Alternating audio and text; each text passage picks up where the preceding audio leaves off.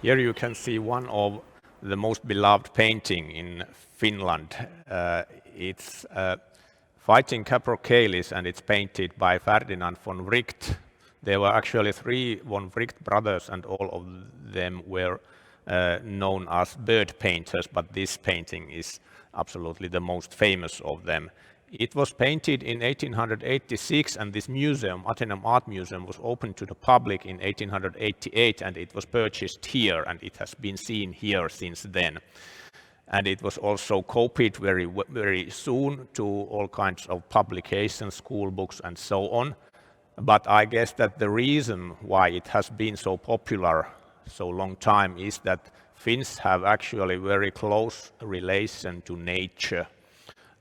It has to be remembered that the Finnish people lived in, they were agrarian people, lived in the countryside till 1960s, and many are still spending their summers in summer cottages in the midst of nature. So there's chemistry and biology in this picture, and also biochemistry. So this is a courtship scene. There are 2 males and 1 female in the background. The courtship season begins usually in March or April and ends in May or June. And adult males, they are very competitive. They are strongly territorial and occupy habitat of 50 to 60 hectares for living. It's a huge area of land to keep, and they can be very aggressive when they defend the territory.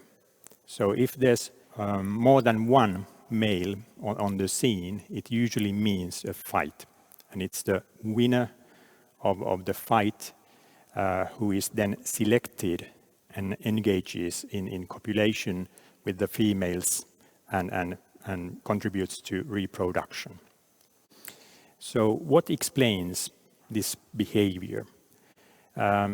Capercailles, as humans, are diurnal animals, and there's a circadian clock as well as a calendar clock in the brain for diurnal animals. And this intrinsic internal clock follows the changes in the amount of daylight and changes in temperature, and reacts and changes behavior. So in the springtime, this information tells to the brain that it's time to produce more 2 key hormones from the brain, and they are secreted in the circulation. So these 2 key hormones are luteinizing hormone LH and follicle stimulating hormone FSH.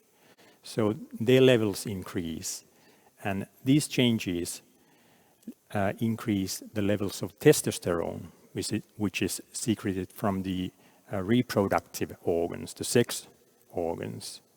And it's this high level of testosterone that changes behavior to be more aggressive.